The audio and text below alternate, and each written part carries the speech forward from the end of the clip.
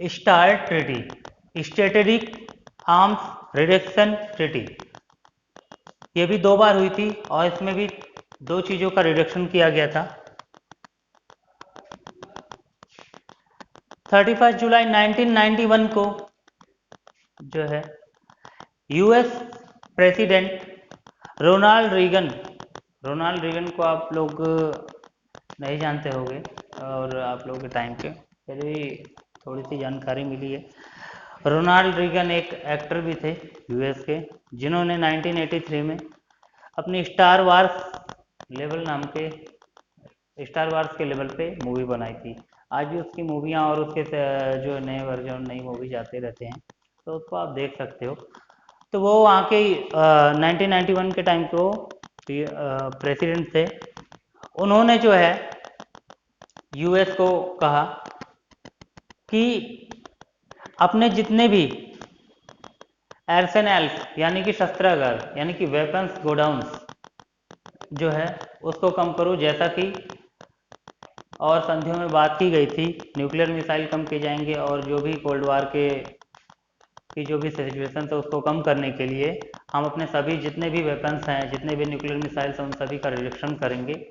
तो उसके लिए उन्होंने कहा कि अपने शस्त्रागार जितने भी रेशनल्स हैं वो कम करो, ठीक है। और उसमें जो है टोटल उस टाइम में 16,000 वॉर हेड पाए गए थे। जितने भी गोडाउन पाए गए थे यूएस के काउंटिंग के सैटेलाइट से काउंटिंग की गई थी। उस टाइम यूएस ने काउंटिंग की थी सैटेलाइट में, जब इनके बीच ट्रीटीज हो रही थी, संधियां हो रही थी। तो यूएस ने कोल्ड वार के ड्यूरेशन में ही जब संधियां हो रही थी तभी काउंटिंग कर ली थी सैटेलाइट के थ्रू कि कितने वॉर हेड्स हथियारों के गोडाउन्स हैं यूएसएसआर के, जितने भी देशों में फैले हों, अलग अलग उसके देश या मित्र देशों में फैले हों, उन सबको काउंट करके टोटल 6,000 वॉर हेड्स आए थे, जिसको कम करके 1600 वॉर हेड्स में लाना था। तो इसके लिए उन्होंने जो एग्रीमेंट बना था पहले उसको दिखाया यूएसएसआर के प्रेसिडेंट को और इसको फिर से रिड्यूस करने को कहा और जितने भी वॉर गोडाउन थे और वेपन्स गोडाउन से शस्त्रागार थे, हथियारों के गोडाउन थे, उसको कम करके 6,000 से 1,600 के नंबर पे लाना था, वो कहा गया। दूसरी बात, जितने भी मिसाइल्स के या फिर वेपन्स के डिलीवरी व्हीकल से जिसके द्वारा कहीं भी हथियारों को लाया या ले जाया जाता था, उनके भी नंबर ऑफ व्हीकल्स कम करने थे, जिससे कि हथियारों की सप्लाई कम हो, वेपन्स की सप्लाई कम हो अलग अलग देशों में।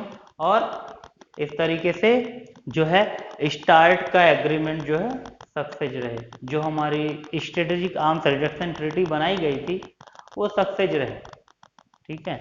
इसके लिए जो है इन्होंने रोनाल्ड रीगन ने यूएसएसआर प्रेसिडेंट ने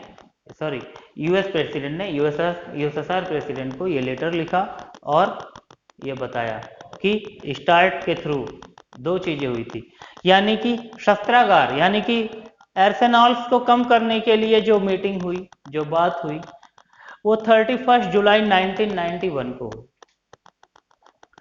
और डिलीवरी व्हीकल्स को, वेपन डिलीवरी व्हीकल्स को नंबर्स कम करने के लिए जो बात हुई वो 3 जनवरी 1993 को हुई। तो इस तरीके से 2 मीटिंग्स में जो है ये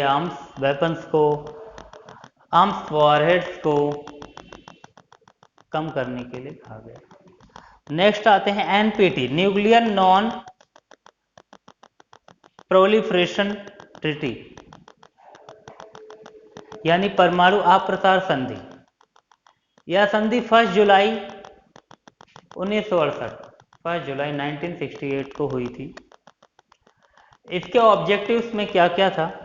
इसके ऑब्जेक्टिव्स में सबसे मेन ऑब्जेक्टिव था कि न्यूक्लियर नॉन प्रोलिफरेशन था, यानी कि किसी भी देश को परमाणु बम, परमाणु मिसाइल्स, परमाणु हथियार बनाने से रोकना, कंट्रोल करना, किसी और देश को सप्लाई भी ना किया जाए, ऐसे किसी देश को सप्लाई ना किया जाए जो परमाणु संपन्न देश ना हो और बाद में वो अशांति फैलाए विश्व में, वॉर का कारण बने, इसलिए जो है नॉन प्रोलिफरेशन किया गया न्यूक्लियर मिसाइल्स का, न्यूक्लियर वेपन्स का, किसी और को देने से रोका गया। तो पूरी तरीके से नॉन प्रोलिफरेशन था न्यूक्लियर का। और जितना भी नया परीक्षण हो रहा है परमाणु वेपन्स का, परमाणु मिसाइल्स का, उस पर कंट्रोल करना। कंट्रोल ऑन न्यूक्लियर प्रैक्टिसेज, जितने भी परीक्षण हो रहे थे उसको कंट्रोल करने के लिए, सीमित करने के लिए जो है ये एनपीटी ट्रीटी बनाई गई यूएसएसआर और यूएस के बीच में, और बाकी सारे देशों ने भी इस पर हम साइन किए। There are only 5 countries rich in nuclear weapon test, none other. सारे विश्व पे ये रूल्स लागू होते हैं कि वो नए परमाणु बम या नए मिसाइल्स या नए वेपन्स नहीं बना सकते, या बनाते हैं तो किसी और को सेल नहीं कर सकते, दे नहीं सकते, सप्लाई नहीं कर सकते। सिर्फ 5 कंट्रीज को ये टेस्ट करने में या प्रैक्टिस करने में कोई भी रिस्ट्रिक्शन नहीं लगा है। वो 5 कंट्रीज जो हैं वो न्यूक्लियर रिचेस्ट कंट्रीज हैं जो टेस्ट कर सकते हैं, और वो यूएनओ के परमानेंट मेंबर भी हैं, यूनाइटेड नेशन ऑफ ऑर्गेनाइजेशन के वो स्थायी सदस्य हैं। ये सारे जो 5 देश हैं वो न्यूक्लियर वेपन का टेस्ट कर सकते हैं। ये था आपका फर्स्ट चैप्टर, पूरा जो नोट्स ख़त्म हुआ है। बाकी मैं नोट्स आपके यूट्यूब लिंक पे दिया रहेगा, आपके यूट्यूब लिंक पे आप वहाँ से डाउनलोड भी कर सकते हैं।